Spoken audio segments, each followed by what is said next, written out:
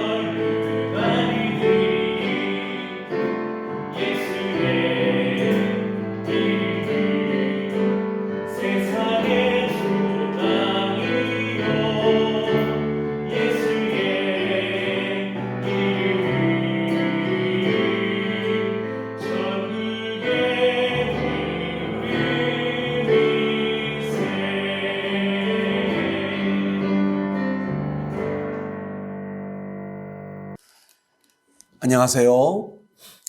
기적의 40일 어느덧 5주차가 되었습니다.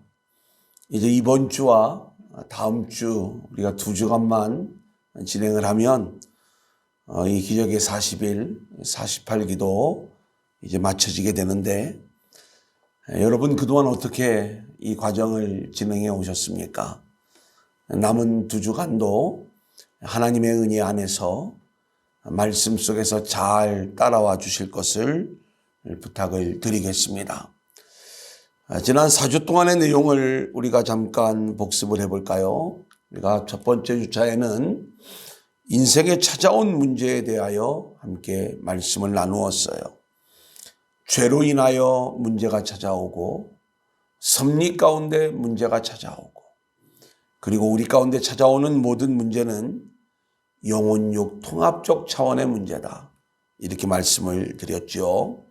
자, 그때 우리는 우리 가운데 문제가 찾아오면 인본주의로 늘 문제를 해결하려고 그래요.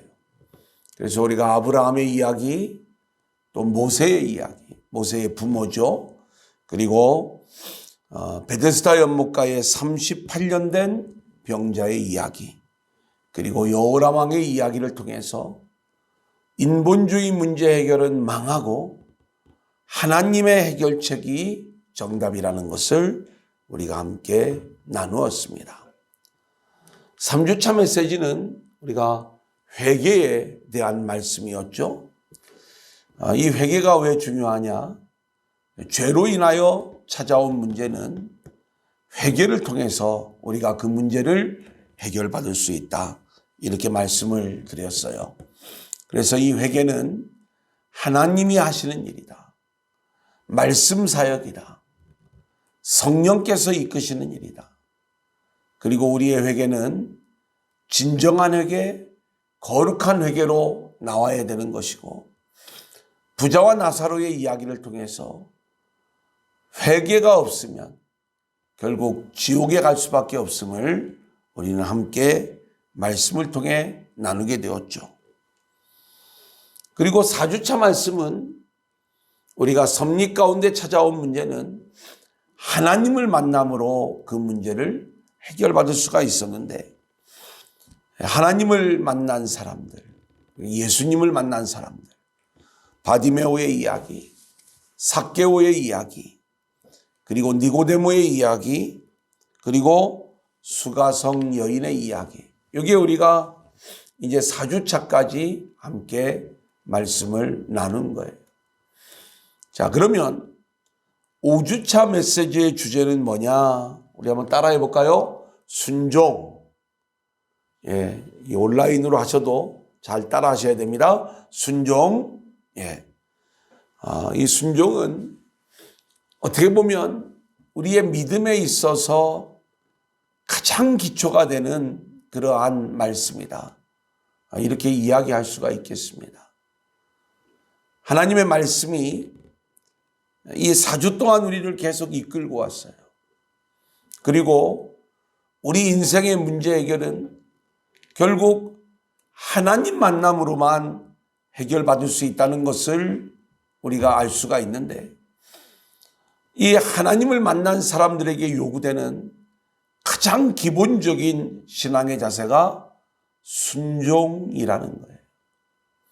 우리가 하나님의 뜻을 알았으면, 또 하나님에 대한 신뢰가 있다면, 하나님이 하시는 일의 방향을 우리가 알았다면, 우리는 그 말씀 앞에, 하나님의 뜻 앞에 순종하는 자들로 세워져야 되는 것이죠. 이 순종이 나오지 않으면 안 되는 거예요. 우리는 이번 한 주간 특별히 엘리야의 이야기를 통해서 이 순종을 공부해 갑니다. 하나님이 우리를 이끄시는 환경이 있어요. 어떤 사람은 나는 복받은 환경이다, 이렇게 이야기할 수 있는 사람도 있겠지만, 또 어떤 사람은 나는 너무나도 환경이 척박하다, 이렇게 생각할 수도 있어요. 오늘 이 순종 중의 첫 번째 시간, 환경에 대한 순종을 배우게 되는데, 우리의 삶의 자리가 내가 원하는 모습이든 아니면 원하지 않는 모습이든 하나님이 이끄신 자리라는 것을 기억하면서 그 환경에 순종하는 모습이 우리 가운데 있어져야 된다. 그 모델을 우리에게 보여주는 게 엘리야인 거예요. 자, 오늘 엘리야가 어떤 순종의 모습을 보이는지 우리가 그 내용을 살펴보겠습니다. 먼저 이 엘리야 이야기의 배경이 되는 성경 말씀, 열왕기상 16장 29절부터 우리가 33절까지의 말씀을 읽어보겠습니다. 유다의 아사왕 제38년에 오므리의 아들 아합이 이스라엘의 왕이 되니라.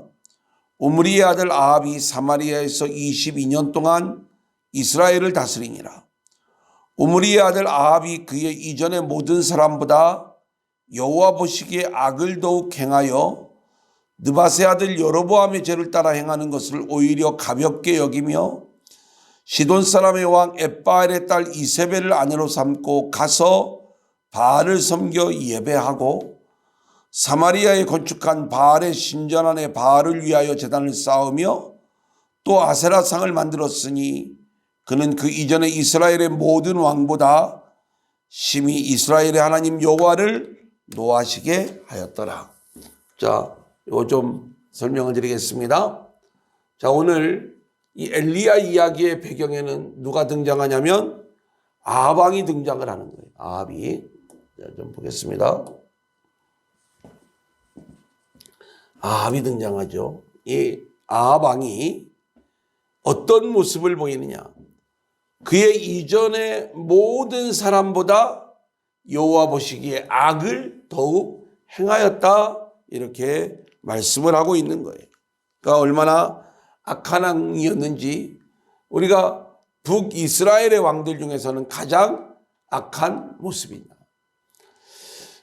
특별히 그 죄를 이야기했는데 엣바알의 딸, 그러니까 시돈 사람의 왕 엣바알의 딸 이세벨을 아내로 맞은 거예요. 자, 그러니까 이스라엘이 이제 지중해 도시를 보면 이게 이제 지중해예요. 이제 이 가나안 땅인데 이스라엘이 이렇게 이쪽이 남쪽이고 이쪽이 북쪽이죠. 요 위에 이 두로 시돈이라는 나라가 있어요. 여기에 왕이 누구냐면 엣바알이에요. 엣바알. 엣바알이라고 하는 말은 이 바알이라고 하죠. 그러니까 바알이 우리와 함께 하시다. 그러니까 얼마나 바알을 섬기는 그러한 왕이었는가를 알 수가 있는데 이 엣바알의 딸 이세벨하고 결혼을 했어요. 이세벨. 이 이세벨은 아버지보다도 더 열심히 바알과 아세라 선지자를 섬겼던 그러한 아주 우상을 열심히 섬기는 그러한 여인이었어요. 이제 지금 우리가 북쪽에 아하방 이야기를 공부하고 있는데 이 남과 북중에 이제 북 이야기입니다. 이 아하방을 이야기하는데 이 아합은 나름 괜찮은 왕이 될 수도 있었는데 뭐가 문제였느냐?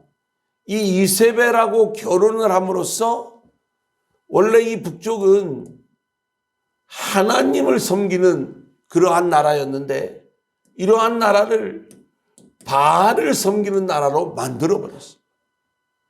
그리고 이것이 하나님을 노하시게 했다. 이렇게 말씀하고 있는 거예요. 자, 이런 배경 속에서 엘리야가 등장을 해서 하나님이 이 아하방에게 엘리야를 보내어 가지고 하나님의 심판을 선포하는 이야기. 이 이야기가 이제 오늘 말씀 속에 등장하는 것을 볼 수가 있습니다. 자, 좀 보겠습니다. 아하방이 하나님 보시기에 악을 행함으로 하나님이 징계하고자 하시는데 우리가 알아야 될 것이 있어요. 징계는 하나님께서 아직 사랑하고 계시다는 증거예요.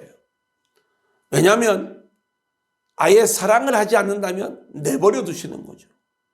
그런데 징계하신다는 것은 징계를 통해서 그 사람을 바꾸어서 복을 주시려고 하는 그러한 하나님의 의도가 담겨져 있는 것이죠.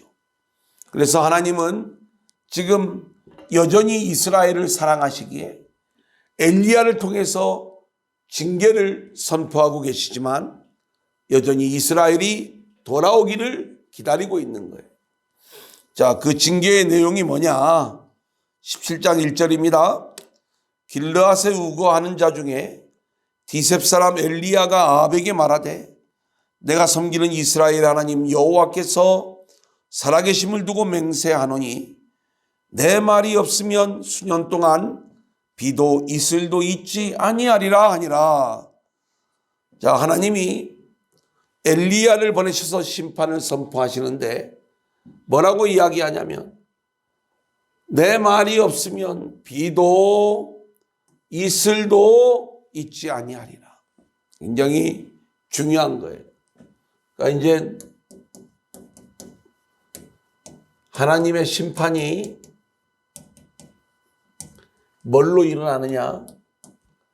비도 없고 이슬도 내리지 않는 극심한 가뭄으로 심판이 임하게 되고 가뭄이 계속되면 기근 재앙이 찾아오겠죠.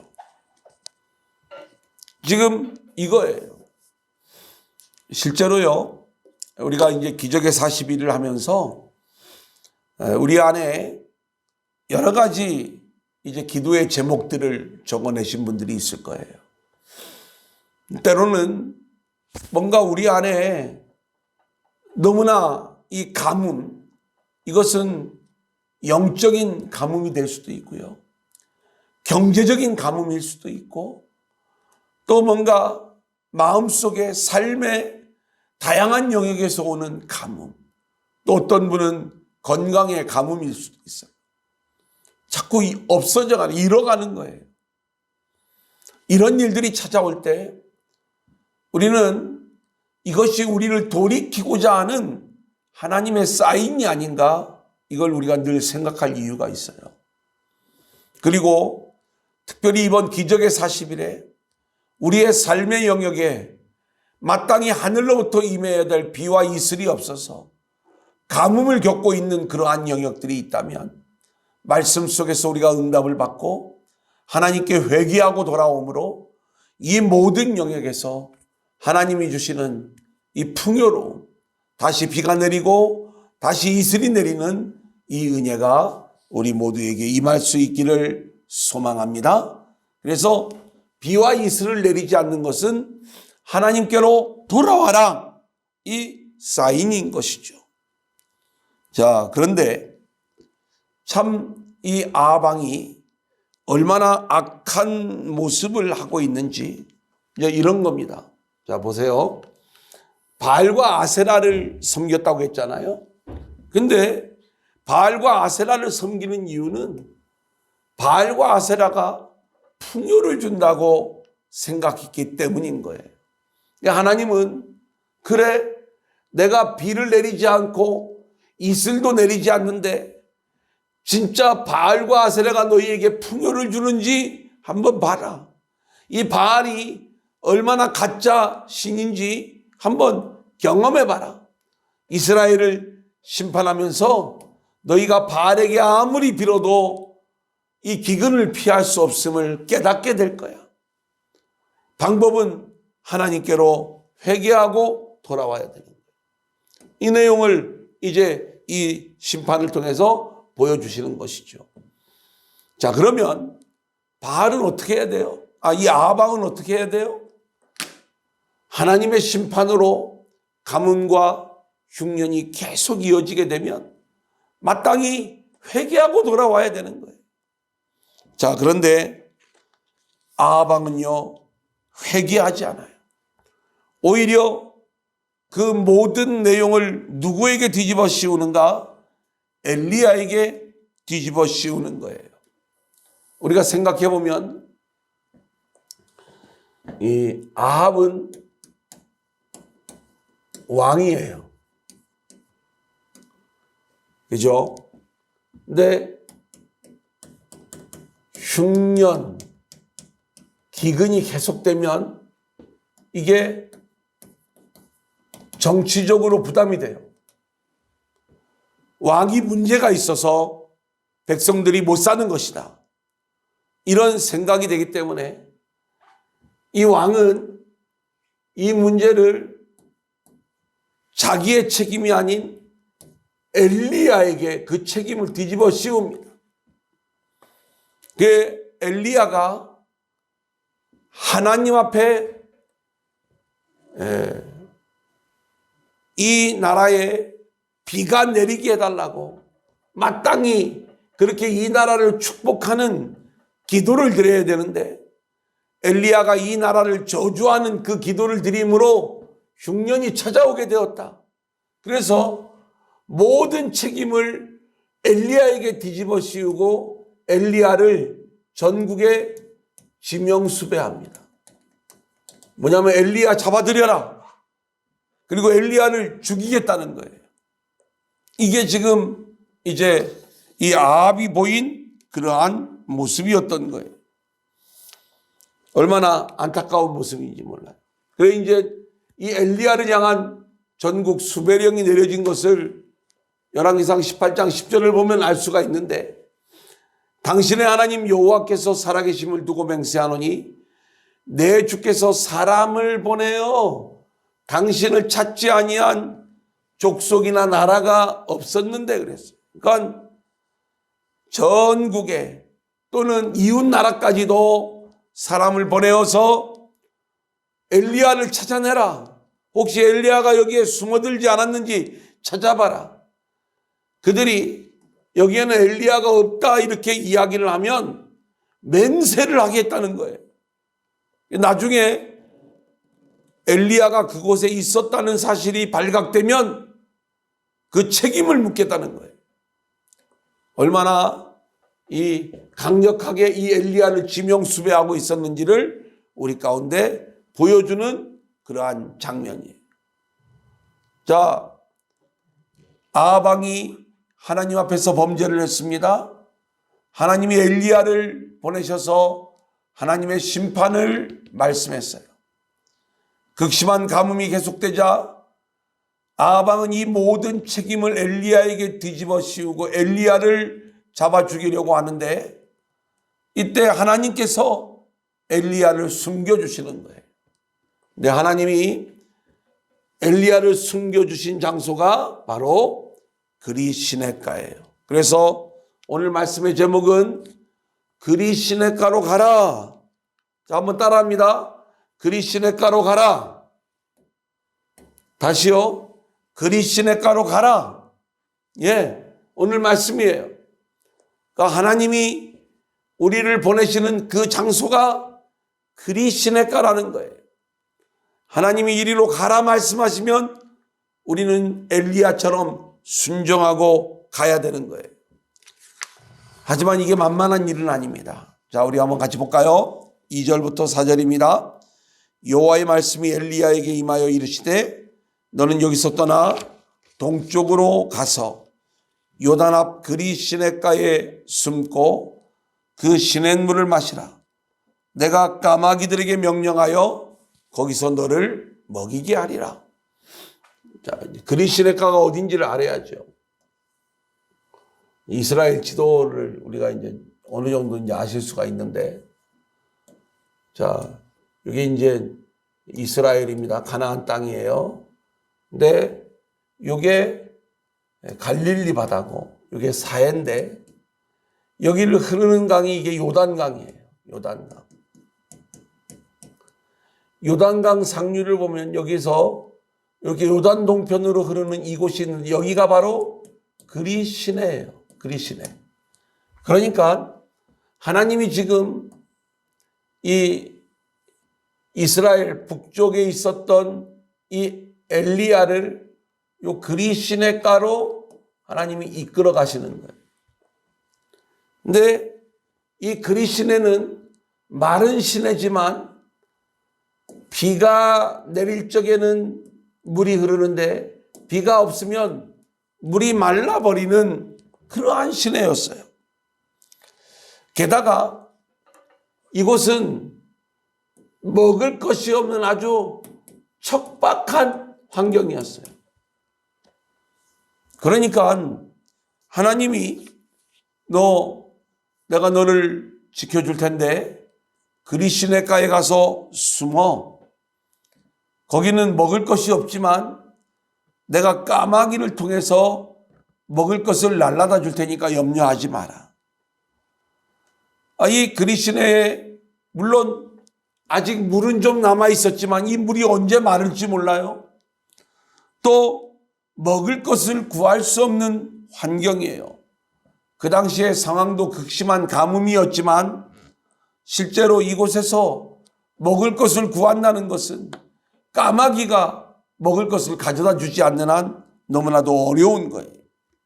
그래서 하나님께서 이 까마귀를 통해서 먹을 것을 공급해 주신다고 하는데 이 까마귀는요, 얼마나 먹성이 강한지 먹을 것이 있으면 자기가 먹지 이걸 물어다 줄 수 있는 게 까마귀가 아닌 거예요.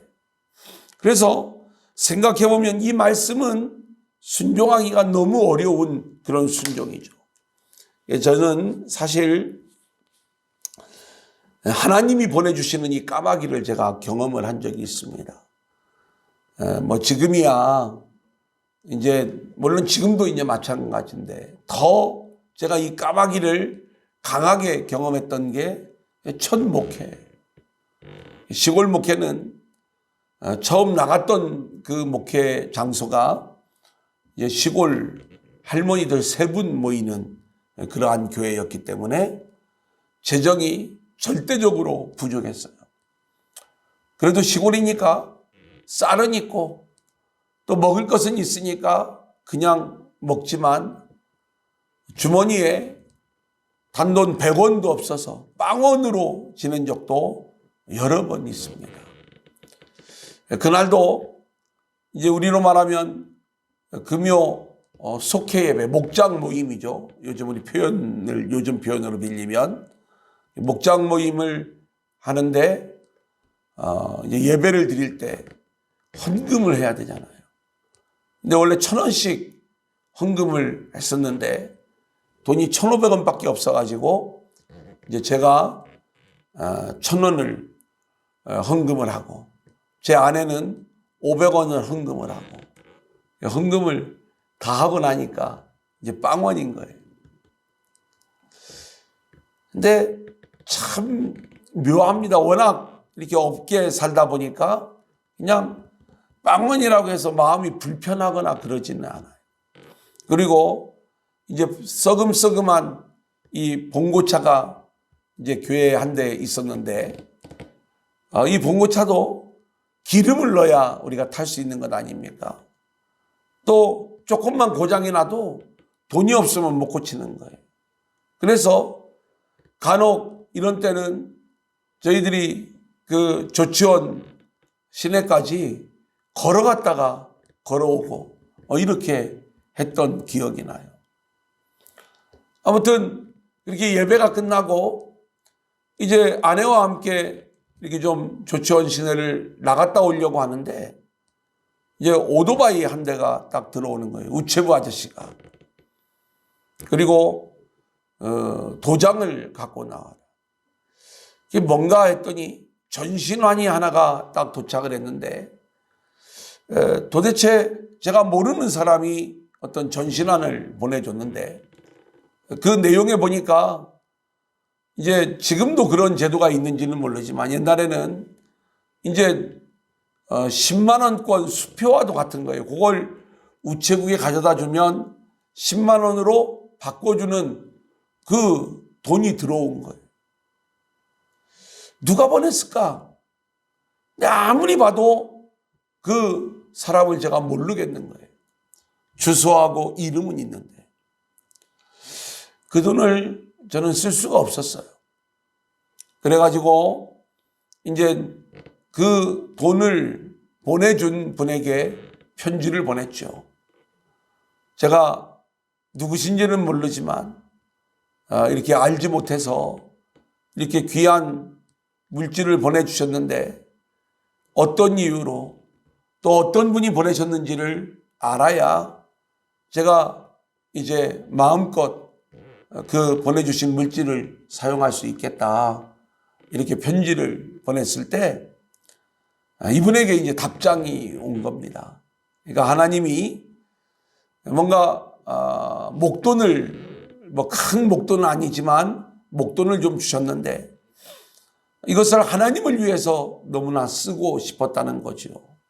특별히 어려운 교회를 위해서 이 돈을 좀 나누어 주고 싶었는데 제 기억으로는 그 돈이 한 200만 원쯤 되는데 10만 원씩 어려운 교회 20교회를 좀 나눠 주었으면 좋겠다. 이 마음을 하나님이 주셔서 그 20교회로 어느 교회를 보내야 될지 모르니까 담임 목사님하고 상의를 했다는 거예요.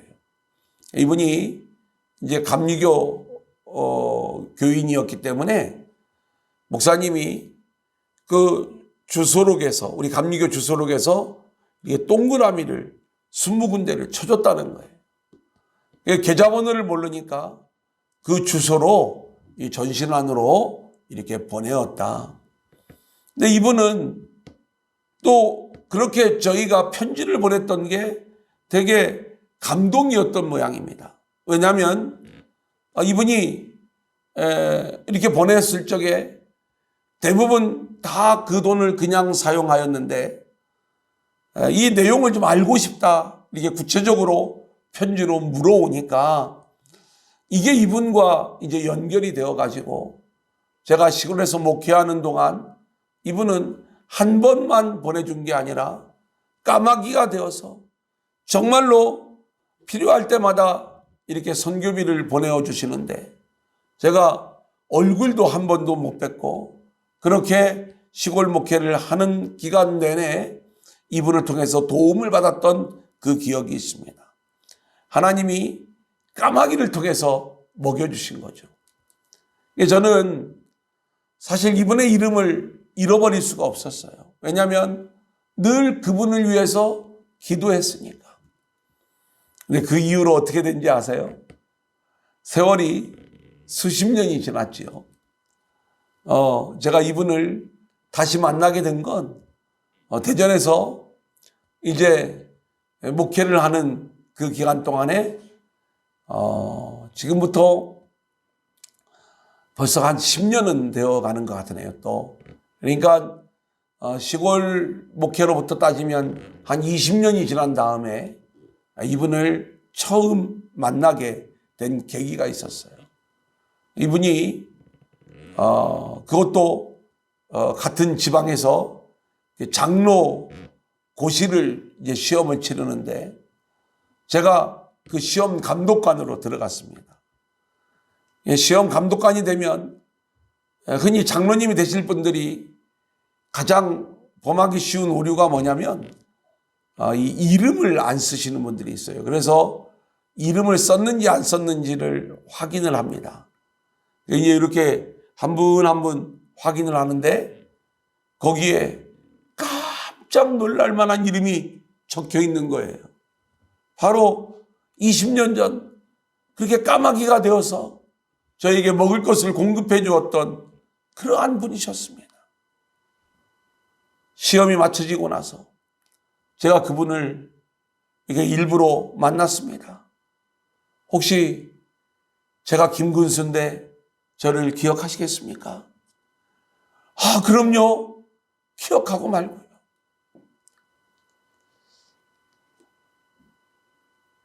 지금도 이분 얘기를 하면 그런 마음이 있어요. 그 어려운 첫 목회 시절에 이분도 얼마나 어려웠겠어요. 그 어려운 상황 속에서 얼굴 한번 그날 20년 만에 처음 보는 거예요. 이게 저를 까마귀가 되어서 먹여주실 때 이 하나님이 먹여주신 거지 사람이 한 일은 아니다. 목회를 하면서 이 까마귀가 먹여주는 그러한 일들을 얼마나 많이 경험을 하는지. 제가 첫 목회를 했던 그 지역도 저는 이 그리시네가였다고 생각을 해요. 엘리야가 그리시네가에 가서 숨었을 때 까마귀가 먹을 것을 물어다 주어야지만이 먹을 수 있는 환경. 과연 순종할 수 있을까? 자, 그런데 엘리야는 그렇게 순종을 하는 거예요. 그리고 5절 말씀해 보니까 뭐라고 이야기하느냐. 그가 여호와의 말씀과 같이 하여 곧 가서 요단 앞 그리시네가에 머물매 말씀을 따라 순종하였을 때에 어떤 일이 벌어지는가? 6절에 보니까 실제로 말씀대로 하나님이 까마귀들을 통해서 아침에도 떡과 고기를 가져다 주고 저녁에도 떡과 고기를 가져다 주었다. 이렇게 말씀하고 있는 거예요. 저는 이 장면을 또 묵상하면서 좀 이런 생각들을 해봤습니다. 어떤 생각이냐면 까마귀가 먹을 것을 막 물고 올 때 이 엘리야가 얼마나 막 감동적이었을까. 물론 이게 정말로 그런 내용이냐, 이건 뭐 하나님께서 마치 사람을 까마귀로 만들어서 보내어 주시는 것처럼 다양한 이 물질의 공급이 있었다, 이렇게 우리가 이 내용을 생각할 수도 있지만 한번 그냥 성경에 나오는 그림대로 우리가 좀 묵상해 보자 이 말씀인 거예요. 그때 까마귀들이 입에 떡과 고기를 물어다가 엘리야 앞에 가져다 놓는 거예요. 와, 이 장면을 이렇게 생각을 해보면 두 가지 미스터리가 있어요. 하나는 이 극심한 가뭄 속에서, 이 기근 속에서 어디서 떡과 고기를 가져왔을까? 이건 분명히 하나님이 하시는 일이다. 마치 광야에서 하늘의 만나를 먹었던 그 놀라운 은혜를 엘리야가 경험하게 되었을 것이다. 또 하나는 우리가 하나님께서 광야에서 만나를 먹이실 때 이 만나는 일용할 양식이었어요. 하루에 하루치만 하나님이 거두게 하시는 거예요. 근데 이 까마귀를 통해서 하나님이 주시는 것도 보니까 한 번에 한 달치 식량을 가져다 주는 게 아니라 아침에도 가져오고 저녁에도 가져왔다는 것은 한 번에 한 끼씩 분량만 가져왔다는 거예요. 그러니까 정확하게 지금 양식을 공급하시는 분은 하나님이심을 알려주는 그러한 모습이었던 것이죠. 자, 그렇게 하나님이 보내시는 그리스도가 순종하기 어려운 자리였지만 순종을 했을 때 하나님께서 놀라운 응답을 가져다 주었다, 이렇게 말씀을 드릴 수가 있어요. 이제 마지막 정리입니다. 한번 따라합니다. 환경에 순종하라. 예, 그리스도가로 가라. 환경에 순종하라. 극심한 가뭄 속에서 하나님께서 저와 여러분을 보내는 장소가 있어요. 특별히 우리가 육적으로 살아가는 장소도 있지만 우리의 영적 가뭄을 위하여 하나님이 저와 여러분을 보내어 주신 자리가 바로 이 기적의 40일 말씀을 붙잡는 자리인 줄로 믿습니다. 이때 우리는 하나님의 말씀에 순종해야 되는 거예요. 하나님이 우리를 이끄시는 환경은 그리스도처럼 그렇게 만만한 장소가 아니에요. 편한 장소가 아니에요. 척박한 곳이에요. 까마귀가 먹을 것을 날라다 주어야지만이 먹을 수 있는 그러한 환경. 하지만 우리가 믿고 순종하면 하나님께서 까마귀들을 통해서 놀라운 하늘의 양식을 공급하여 주시는 줄로 믿습니다. 이 기적의 40일도 우리가 어렵지만 순종하고 찾아오면 하나님께서 영의 양식을 우리 모두에게 공급해 주시는 줄로 믿습니다. 내 생각과 하나님의 생각은 다를 수 있어요. 하지만 모든 것을 전적으로 하나님께 맡기고 순종하면 놀라운 승리의 응답을 하나님이 주신다는 것, 이것을 기억하면서 하나님이 이끄시는 환경에 순종하는 저와 여러분들이 될 수 있기를 소원합니다. 감사합니다. 이 시간 찬송가 268장 죄에서 자유를 얻게 함을 우리 함께 찬양하시겠습니다. 찬송가 268장입니다.